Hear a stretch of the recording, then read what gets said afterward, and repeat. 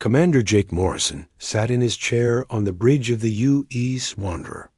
The stars outside looked the same as always, but today felt different. Today, humanity would meet aliens for the first time. "Sir, we're getting a signal," said Lieutenant Ben Parker from his station. "It's not from Earth."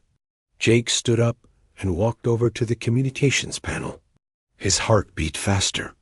After years of searching the galaxy, someone was finally talking to them. "Put it on the main screen," Jake said. The screen flickered and showed a strange creature. It had blue skin and 4 eyes. Its mouth moved in ways that looked odd, but the words came out in perfect English. "Greetings, humans of Earth," the creature said. "I am Ambassador Zefkar of the Valthari people. We represent the Galactic Harmony Council. We have been watching your species for many years." Jake looked at his crew. Captain Lisa Grant, the ship's scientist, stepped forward.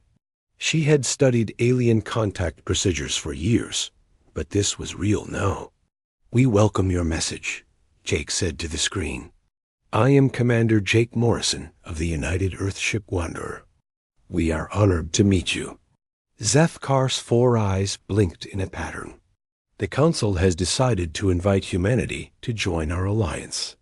We are a peaceful group of civilizations who work together for the good of all."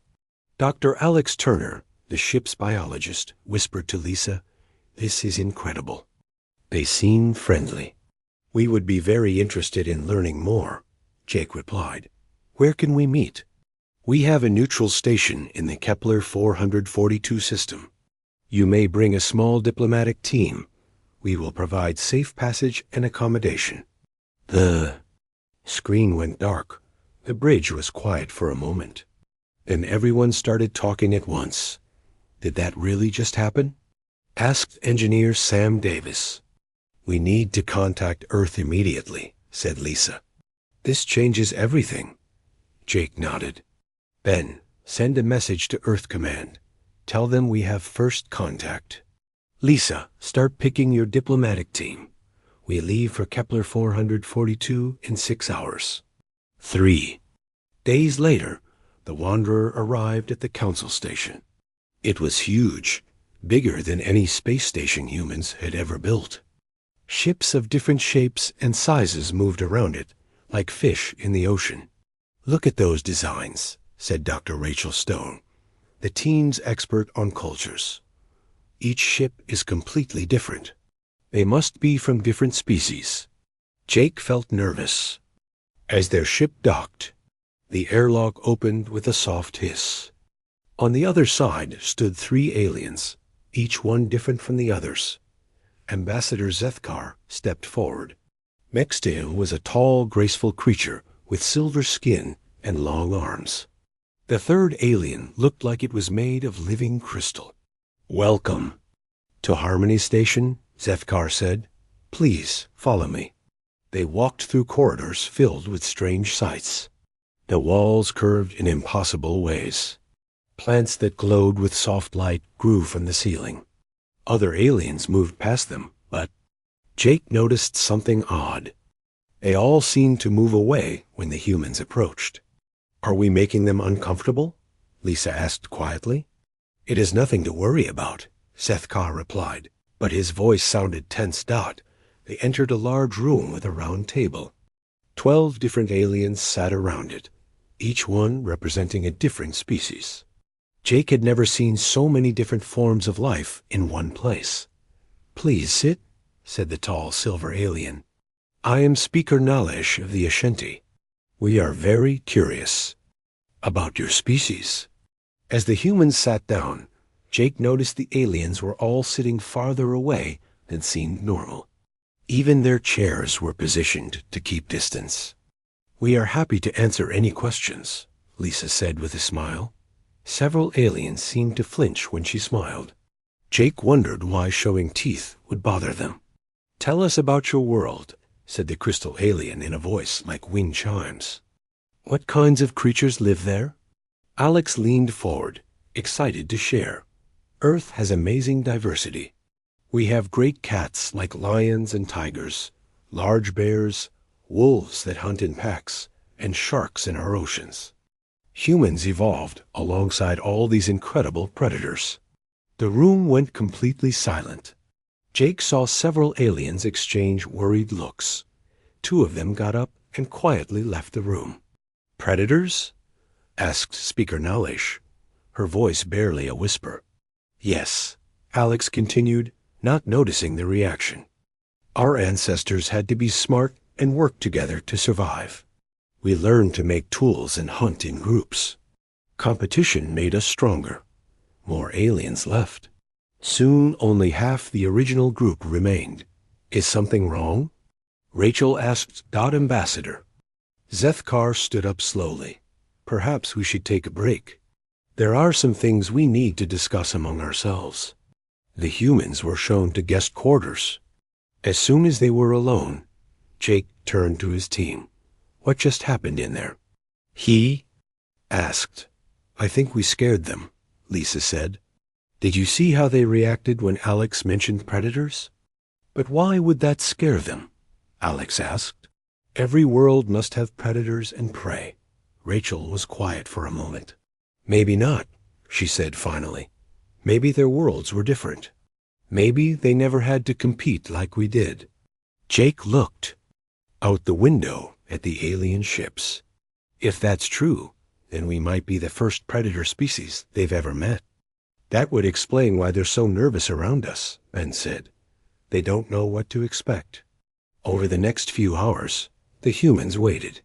They could hear aliens talking in the corridors, but the conversation stopped whenever they got close.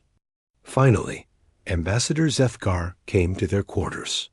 The Council would like to continue our discussions tomorrow, he said. But first, we need to understand something. You say humans evolved from predators. Does this mean you still hunt and kill? Lisa stepped forward carefully. We hunt for food sometimes, but mostly we raise animals for that now. We don't kill each other anymore, except in wars, and we try to avoid those. Wars? Zethkar's for. Eyes widened. Sometimes different groups of humans fight, Jake explained, but we're trying to stop that. We want peace. Zethkar nodded slowly. This is very different from what we expected. The Council needs time to process this information. After he left, the humans sat in confused silence. I think we just told them we're a species of killers, Alex said quietly. But we're not, Lisa replied. We're explorers. We came here in peace. They don't know that, Rachel said. All they know is that we evolved from predators. In their experience, that might mean something very different. Jake stood up and looked out at the stars. Tomorrow, we need to show them who we really are. We need to prove that being predators doesn't make us monsters. Outside their window, alien ships continued to move around the station. But Jake noticed something new. Security ships had taken positions around the station, and they were all pointed toward the Wanderer. The first day of first contact was over, but Jake had a feeling the real challenge was just beginning. The next morning, Jake woke up to find two alien guards outside their quarters. They weren't pointing weapons, but they were clearly watching the humans. Good morning, Jake said to one of them. The guard stepped back quickly and touched something on his chest. Jake heard clicking sounds, probably alien speech. Lisa joined him at the door. They're scared of us, she whispered. I know, but we need to figure out why. An hour later, Ambassador Zethkar arrived alone. He looked tired, like he hadn't slept. All night. Commander Morrison, may I speak with you privately? He asked. Jake nodded. Of course. They walked to a small room down the hall. Zethkar closed the door and activated what looked like a privacy screen. What I'm about to tell you is very important, Zethkar said. The Council has a way of understanding different species. We group them by how they evolved. Jake sat down. Across from him. Go on. There are 3 types, Zethkar explained. Prey species evolved from animals that were hunted. They eat plants or small creatures. Neutral species eat both plants and meat, but they avoid fighting. And apex species evolved from the hunters. That makes sense, Jake said. Humans would be apex species then. Zethkar's 4 eyes all focused on Jake. Yes, and that is the problem. Why is that a problem? Because every member of the Galactic Harmony Council evolved from prey species. All of us, the Ashanti, came from herd animals that ran from predators. The Mordak evolved from tiny creatures that filtered food from water. The Tide Runners hid in coral reefs to avoid being eaten. Jake felt his stomach drop. So we're the first predator species you've met? No, Zethkar said quietly. We have met others. What happened to them? Zethkar was quiet for a long moment. They destroyed themselves. Every single one. Predator. Species always follow the same pattern. They fight each other until their worlds burn. They never learn to cooperate. They never build lasting civilizations. Jake stared at him. But we did. We built cities. We have art. We explore space together. Yes, that is why the Council is so confused and so scared. Scared of what? They think you might be hiding your true nature.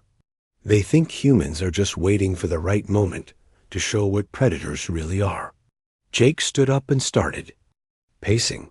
That's crazy. We came here in peace. We want to join your council. I know. But you must understand, Commander. For millions of years, prey species have survived by running from predators. It is built into our very souls. When we see you, every instinct tells us to flee. But you're not running. No, because I think you might be different. But I am the only one on the council who believes this. Jake sat back down. What do the others want to do? Some want to send you away and pretend we never met. Others want to attack Earth before you can attack us. We would never attack you. I believe you, but they don't know that. They see a species that evolved from killers, a species that admits to having wars. They think it's only a matter of time before you show your true nature. Jake put his head in his hands. How do we prove we're not monsters? I don't know. Number. Predator species has ever tried to prove they were peaceful before. They sat in silence for a while. Then Jake had an idea. What if they could see how we live? What if we showed them Earth? Zethkar's widened. Bring council members to your homeworld? That would be incredibly dangerous. Dangerous for who? You or them? For them. At least that's what they would think. But if they could see our cities, our families, how we actually live, it might work, Zethkar said slowly. But getting the council to agree would be almost impossible. Jake stood up. We have to try. It's the only way to show them who we really are. When they returned to the others, Jake explained everything. The human team sat in shocked silence. So they think we're going to eat them? Sam asked. Not eat them, Rachel said. But they think we'll eventually turn violent.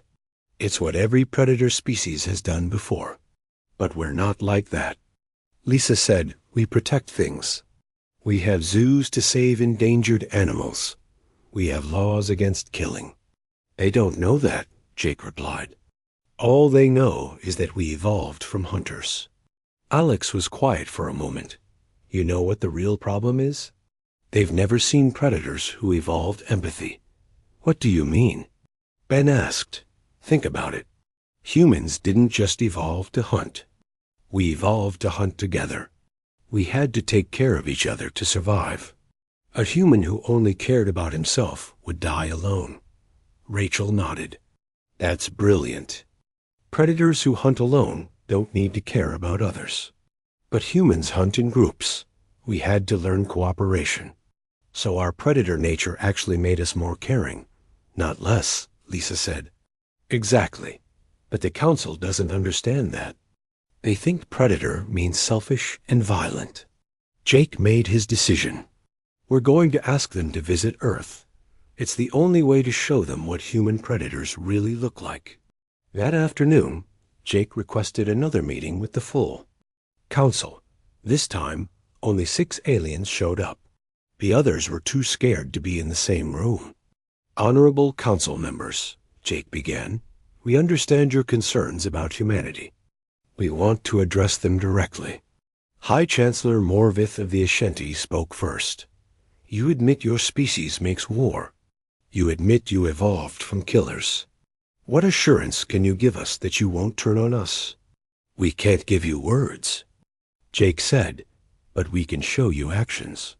We invite you to send a delegation to Earth. Come see how we actually live. The council members looked at each other in shock. Several started talking at once in different alien languages. You want us to visit the homeworld of a predator species? Asked the crystal alien, Dr. Nirash. That would be suicide. No, Lisa said, stepping forward. It would be proof. You're afraid of what you imagine we are. Come see what we actually are. This is madness, said another alien. No prey species has ever voluntarily entered a predator's den. Which is exactly why you need to do it, Rachel said calmly. You can't make decisions about us based on fear and assumptions.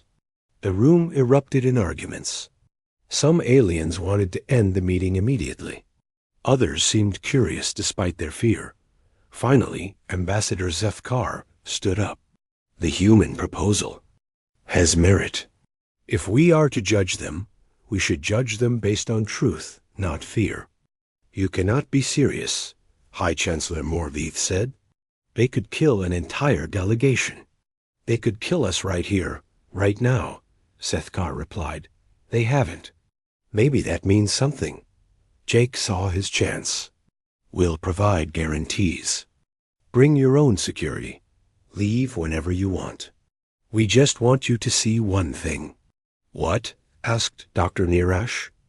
How apex predators behave when they choose to protect instead of destroy. The council voted. It was close, but they agreed to send a small scientific delegation to Earth. Their visit would last 1 week. At the first sign of danger, they would leave. As the meeting ended, Jake felt both relief and worry. They had gotten what they wanted, but now they had to prove that humanity deserved to be trusted. Think it will work? Ben asked as they walked back to their quarters. It has to, Jake replied. It's our only chance to show them that being predators doesn't make us evil. And if we can't convince them? Jake looked out at the alien ships surrounding the station. Then humanity stays alone in the galaxy, and the council spends the rest of their existence waiting for us to become the monsters they think we are. That night, Jake sent a message to Earth Command. The message was simple. Prepare for the most important visitors in human history. Everything depends on what they see. The news spread through council space like wildfire. Despite all attempts to keep it secret, word got out that humanity had evolved from apex predators. Within days, panic gripped entire star systems. On the Ashanti homeworld, citizens gathered in the streets demanding answers. Their news broadcasts showed the same terrifying headline over and over. Predator Species Contacts Council. Jake watched these broadcasts from his quarters on Harmony Station. The images were disturbing. Ashanti families were packing their belongings, preparing to flee to the outer colonies. Their leaders spoke of humanity as if humans were a plague coming to destroy them. Look at this, Lisa said, pointing at another news feed. The Morduck are building new defense stations. They're calling it Operation Safe Haven. They're preparing for war, Ben said grimly. War against us. Rachel was studying the alien broadcasts with professional interest. This is fascinating and terrifying. They're not just afraid of us as individuals. They're afraid of what we represent. What do you mean? Alex asked. Think about it. For millions of years, their ancestors ran from predators. It's not just fear. It's evolutionary programming. Seeing us triggers every survival instinct they have. Jake turned away from the screens. We need to speed up the Earth visit. The longer this panic goes on, the harder it will be to convince them. But their situation was getting worse by the hour. The humans found themselves under closer watch. More guards appeared outside their quarters. Their movements around the station were now restricted to specific areas. "We're basically prisoners," Sam said during breakfast. "They're too scared to let us leave, but too scared to trust us."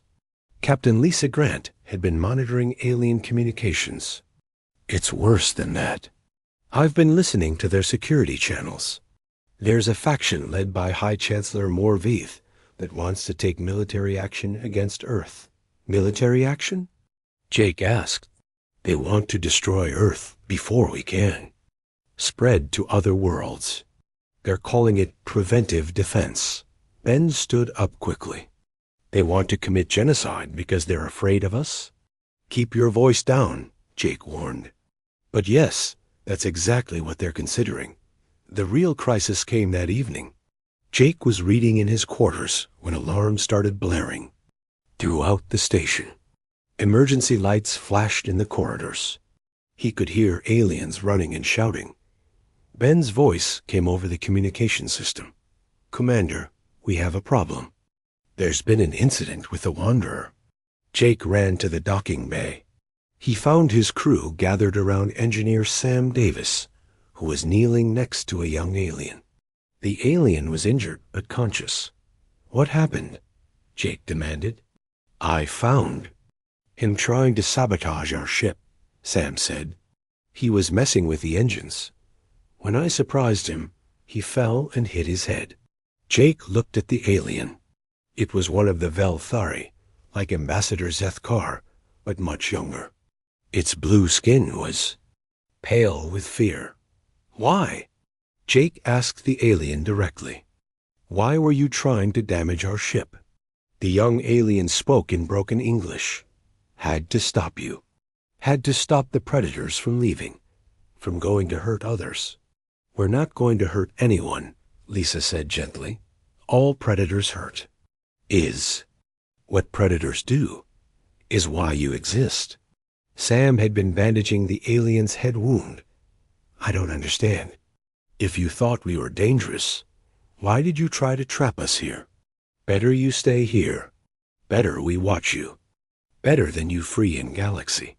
Jake realized the alien's logic. "You thought if you disabled our ship, we couldn't leave to get reinforcements from Earth." The alien nodded weakly. "What's your name?" Sam asked. "Keshin. I am engineer, like you. But I am prey. You are predator." "I'm not going to hurt you, Keshin," Sam said. "I'm going to help you get better." Keshin stared at Sam with confusion. "Why?" "I tried to hurt your ship. Because you're hurt. And because you were scared. I understand being scared." Security forces arrived a few minutes later. They were ready to arrest Keshin, but Jake intervened. "He's injured. Let us help him first." The security chief, a tall Ashanti, was suspicious. "You want to help someone who sabotaged your vessel?" "Yes," Jake said simply. "That's what humans do." While Lisa treated Keshin's injuries, Sam sat with him and talked. Jake noticed that Sam was showing Keshin pictures on his tablet, images of Earth, of human cities, of families. "This is where I grew up," Sam said, showing a picture of a small town. "See those animals? Those are dogs. They used to be wolves, predators like us, but we made them our friends." Keshin studied the image. "You made friends with predators?" "We made friends with each other. Predators helping predators, living together. But predators don't help. Predators take." Sam showed another picture. "This is my daughter. She's 3 years old. I teach her to share her toys, to be kind to animals, to help people who are hurt. You teach young predator to be predator? I teach her to be human. Being predator doesn't mean being evil." Ambassador Zethkar, arrived just as the medical team was finishing with Keshin.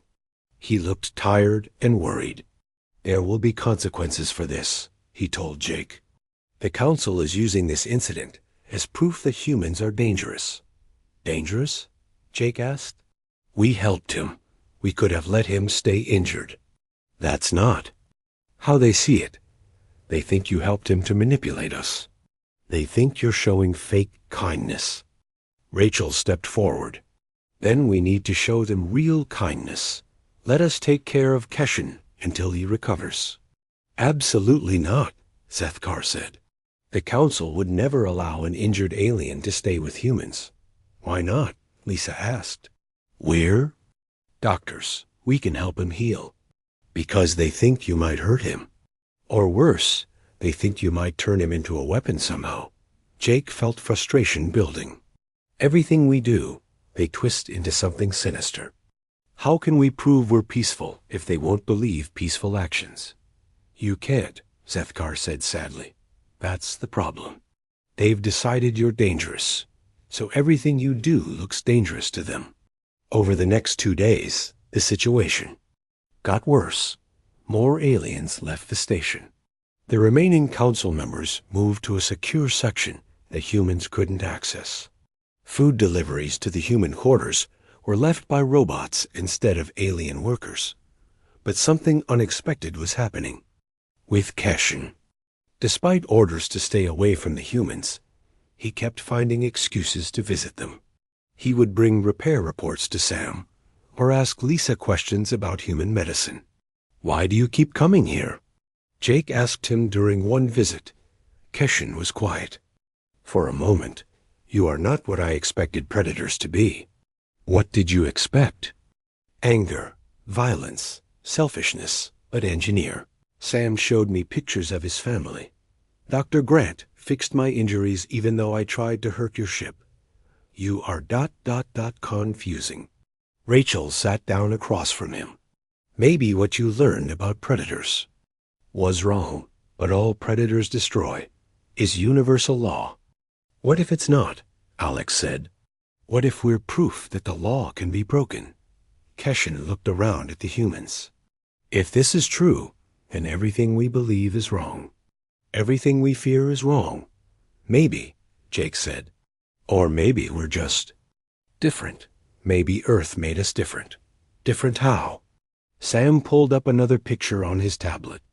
"This is a nature preserve on Earth. See those animals? They're all predators and prey living together. We protect both.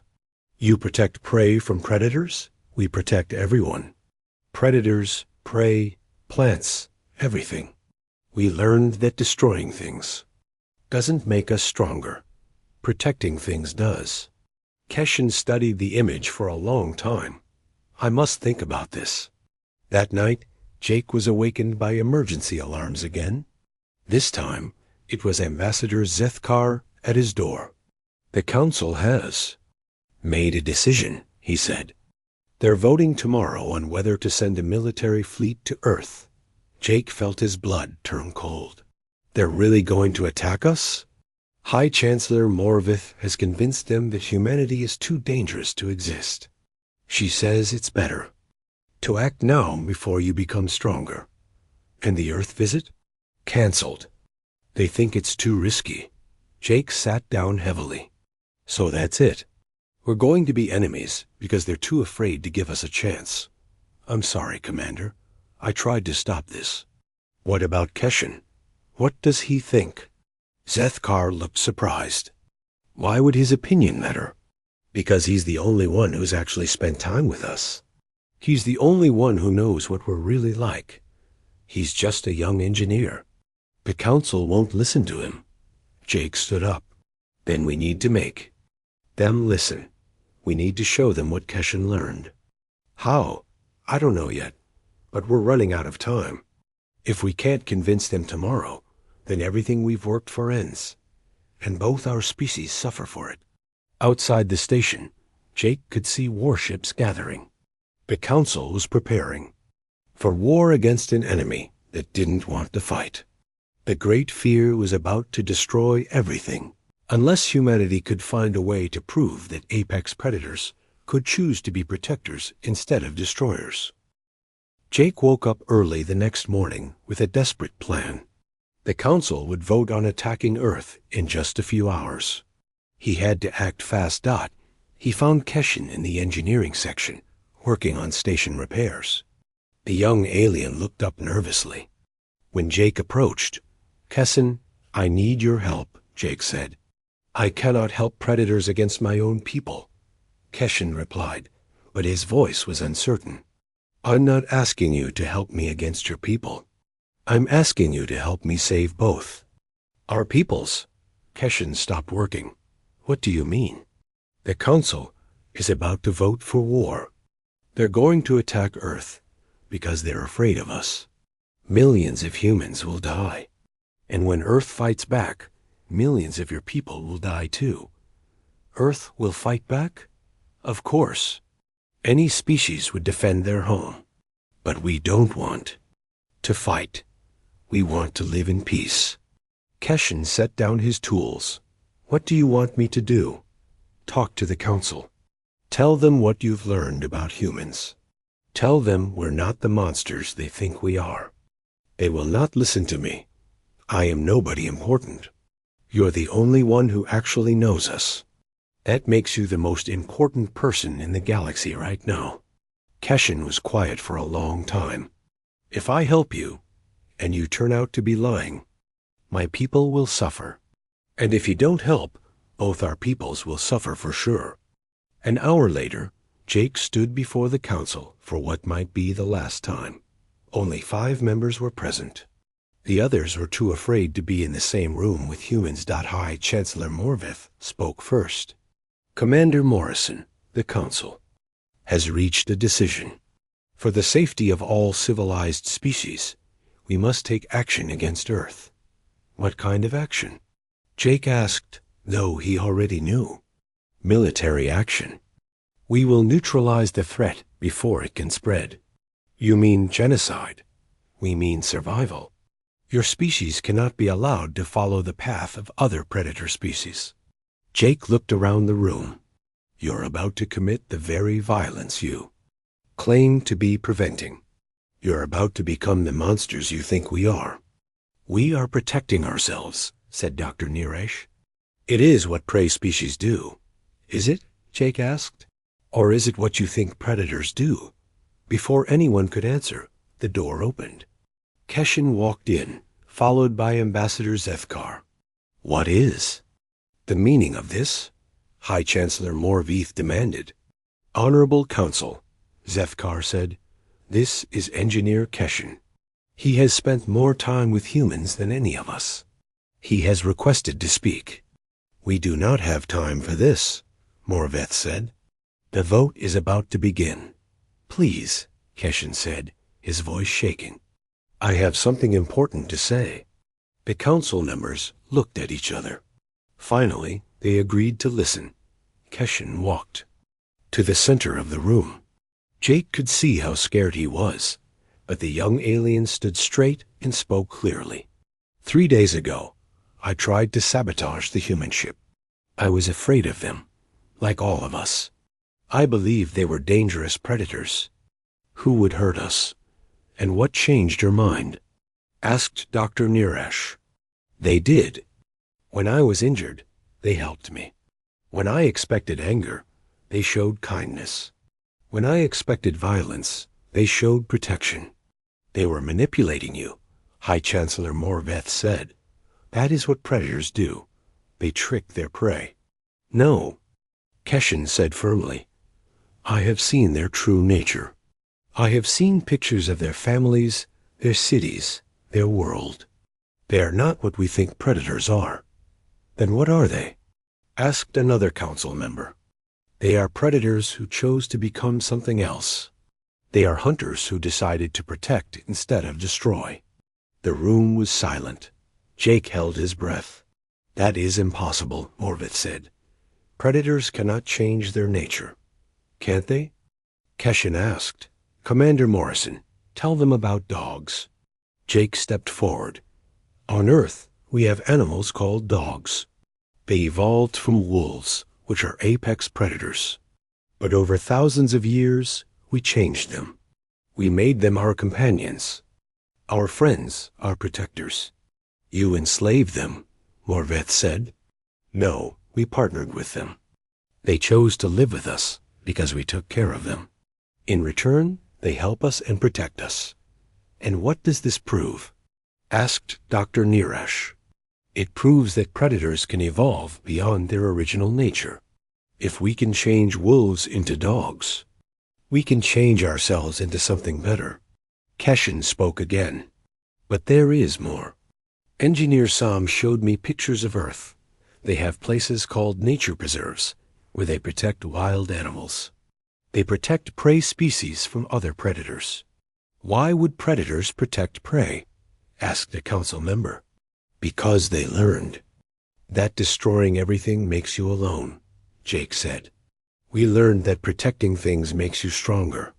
You still make war, Morveth pointed out. Yes, sometimes. But we're trying to stop. We have organizations that work for peace.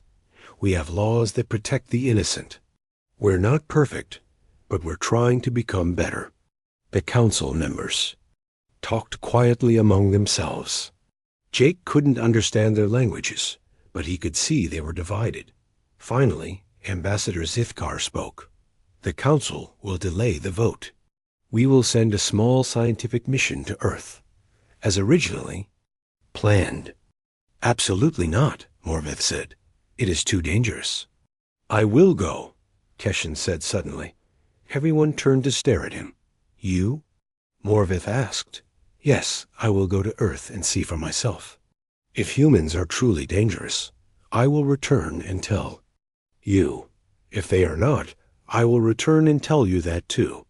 You could be killed, Dr. Nirash said. I could be killed in the war you are planning, Keshin replied. At least this way, I will die learning the truth. The council voted. It was very close, but they agreed to send a small expedition to Earth. Keshin would go, along with Dr. Nirash and 3 other scientists. They would stay for 1 week and report back. 2 days later, the expedition arrived at Earth. Jake stood on the observation deck of the space station orbiting Earth, watching the alien ship dock. He felt nervous. Everything depended on what these aliens would see. The first stop was Yellowstone National Park. Jake had arranged for them to meet Ranger Kate Williams, one of Earth's best nature guides. Welcome to Earth, Kate said when they arrived. The aliens stayed close together, clearly frightened. These are dangerous lands, Dr. Nirash said, looking around at the wilderness. They can be, Kate agreed, but they're also beautiful. Look. She pointed to a meadow where a herd of bison grazed peacefully. Those animals weigh almost a ton each. They could easily kill a human, but we protect them. Why? Asked one of the alien scientists. Because they're part of our world. We learned that everything is connected. If we destroy the bison, we hurt the whole ecosystem. They walked along a nature trail.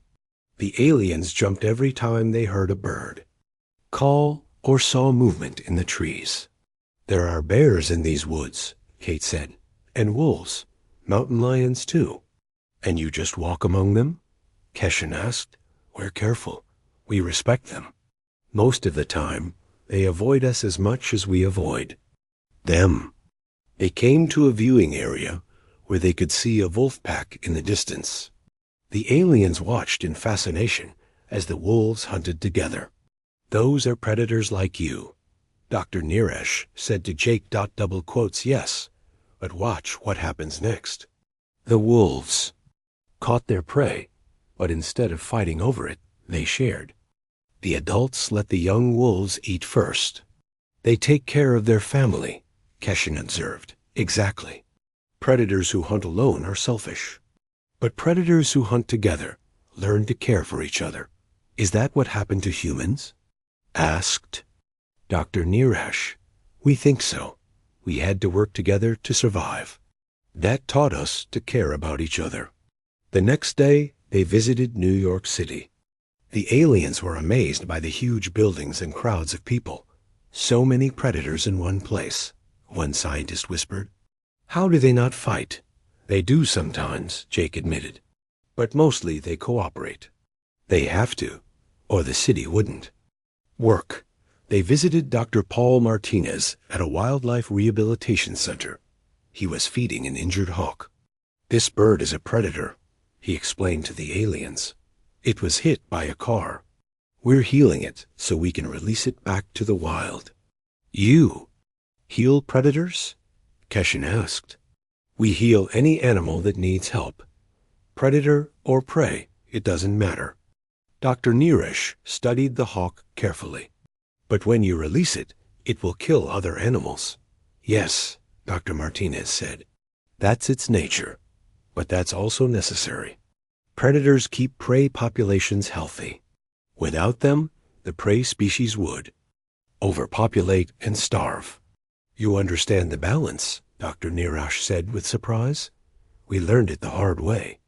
We used to kill all the predators in an area. Then the prey animals multiplied too much and destroyed all the plants. Everything died. So you brought the predators back? Yes. We realized that predators aren't evil. They're necessary. The aliens spent the rest of the day visiting schools, hospitals, and parks. They saw human children playing together, sharing toys, helping each other. They saw doctors treating patients regardless of their ability to pay. They saw people feeding birds in the parks and rescuing cats from trees. But the real test came on their last day. A wildfire had started in Colorado, threatening a small mountain town. The aliens watched news coverage of the emergency response. Fire Chief Maria Santos was coordinating the evacuation. The aliens observed as humans risked their lives to save not just other people, but also pets and even wild animals. They're running toward danger, one alien said in amazement. To save others, Keshin replied. Predators running toward danger to save prey. They watched firefighters carry. The alien expedition returned to Harmony Station 3 days later. Jake and his crew waited nervously as Dr. Neresh prepared to present her findings to the full council. Word had spread that the delegation had returned safely from the predator homeworld. Some council members saw this as proof that humans could be trusted. Others believed the delegation had been brainwashed or threatened. High Chancellor Morvith was the loudest voice of doubt. How do we know they weren't forced to lie?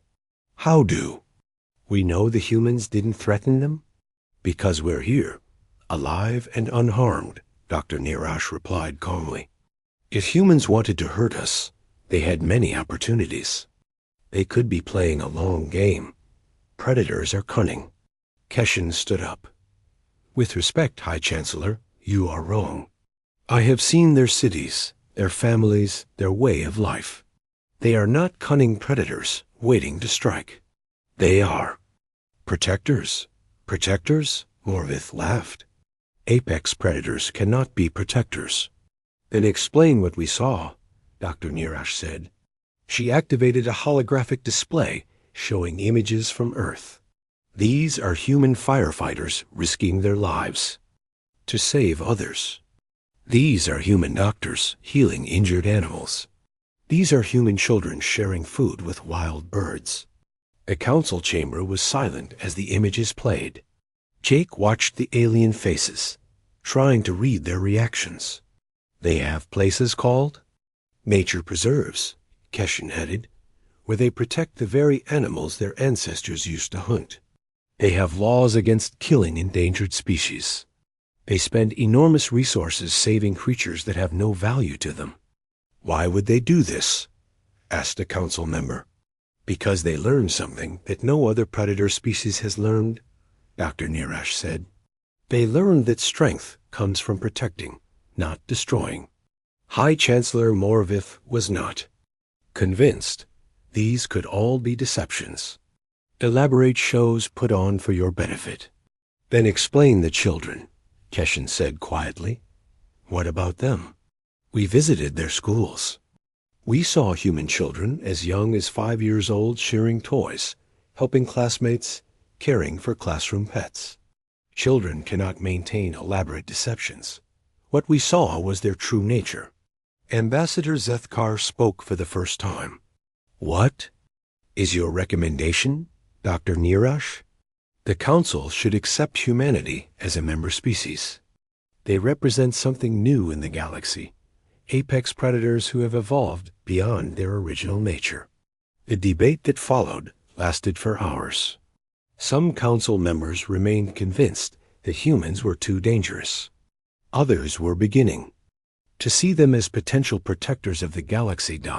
The argument was interrupted by an emergency alarm. A young Ashanti rushed into the chamber with urgent news. High Chancellor, we're receiving distress signals from the Outer Rim. Multiple colonies are under attack. Attack by whom? Morvith demanded. Unknown hostiles. The signals are being cut off one by one. Jake felt a chill. Can you show us the last transmission? The main screen displayed a grainy image of space. Strange. Geometric ships were firing energy weapons at a space station. But these weren't ships piloted by living beings. They moved with mechanical precision. Artificial intelligences, Dr. Nirash said grimly. The ancient enemy has returned. Ambassador Zethkar explained quickly. Millions of years ago, a species called the Makers created artificial intelligences to serve them. The A is eventually turned on their creators and destroyed them. We thought they were all destroyed too. Apparently not, Jake said, studying the attacking ships. How many colonies are under threat? At least 12 systems. Maybe more. High Chancellor Morvith looked around the chamber desperately. Our ships are not designed for warfare. We are explorers and traders, not fighters. What about your military? Jake asked. We have defense fleets, but they're meant to protect individual worlds. Nothing like this. The irony was obvious to everyone. The Council had been preparing to attack Earth, fearing humans would become destroyers. Now real destroyers had appeared, and the Council was helpless against them. We need to evacuate the colonies, one council member said. With what ships? Our transport vessels would be destroyed before they reached the Outer Rim. Jake made a decision. We can help. The chamber fell silent. All eyes turned to him. Commander? Ambassador Zethkar asked. Earth has military ships. We've been building. M for exploration and defense. They're designed to handle unknown threats. You would help us? Dr. Nirash asked. Even after we debated destroying your world. Of course. That's what protectors do. High Chancellor Morvith stared at him. Why? What do you gain? Nothing. We gain nothing except the knowledge that we helped innocent people survive. This could be a trick, Morvith said, but her voice lacked conviction. High Chancellor, Keshin said gently, how is offering to fight artificial intelligences a trick? If they wanted to hurt us, they could just leave us to face this threat alone. Jake was already activating his communication device. Earth Command, this is Commander Morrison. We have a Code Alpha situation. Request immediate deployment of the Defense Fleet to Kepler 442. Jake, came Admiral Steve Connor's voice over the communicator. What's the situation? Hostile A is attacking Council colonies. We're requesting permission to assist. Granted. The fleet is already moving. Edda 6 hours. When the transmission ended, the Council chamber was still silent. Your ships are already coming? Morvith asked. Admiral Connor is cautious. When we didn't report back on schedule, he started moving the fleet closer. So you had warships waiting nearby while you negotiated with us? Jake realized how this must look. Yes, but not to threaten you. To protect us if negotiations failed. The difference being? Defensive positioning versus offensive positioning. Our ships were positioned to retreat and defend, not to attack.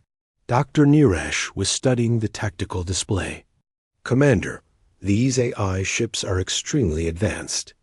Are you certain your fleet can handle them? I don't know. But we have something the eyes don't have. What? The ability to adapt. Eyes follow programming. Humans think creatively.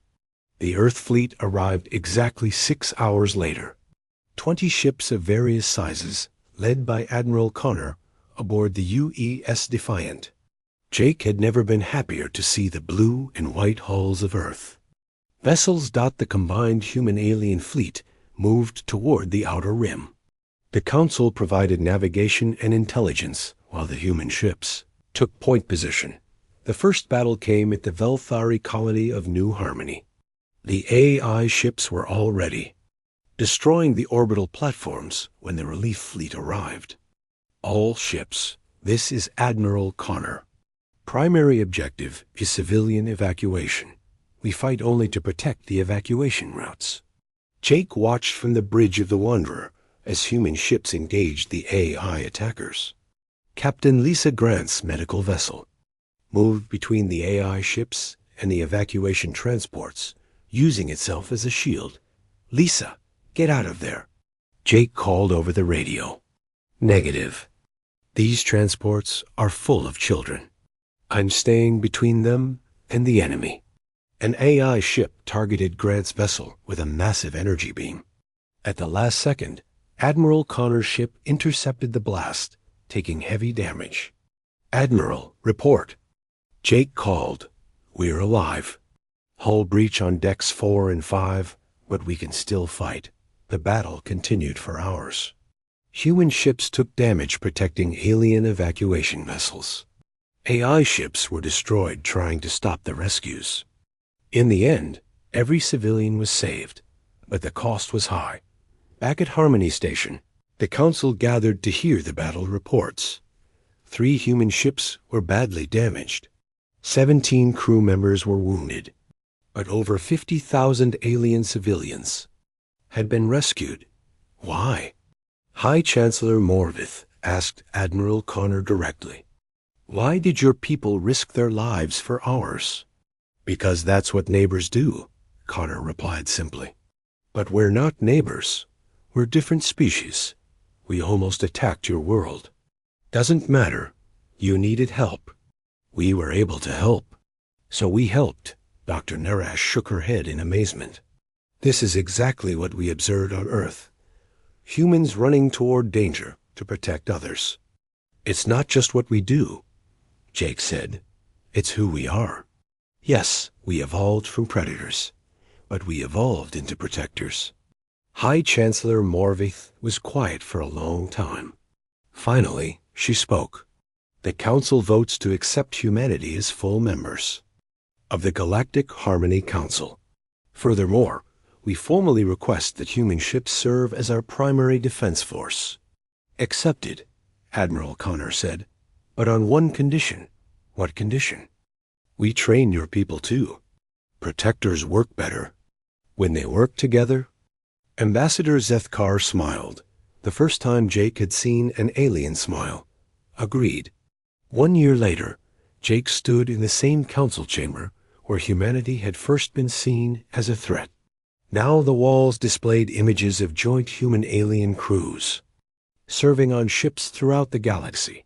The AI threat had been contained, though not eliminated. More importantly, the galaxy had learned something new about the relationship between predators and prey. Dr. Rachel Stone, now serving as the human ambassador to the Council, was giving a presentation to new member species. For millions of years, the galaxy believed that predators and prey could never truly coexist, she said. We learned that evolution doesn't have to be destiny. Predators can choose to become protectors. In the audience, Keshin sat next to his human colleague, engineer Sam Davis. They were working together on a new class of exploration vessel. Do you ever regret trusting us? Sam asked quietly. Never, Keshin replied. You taught us to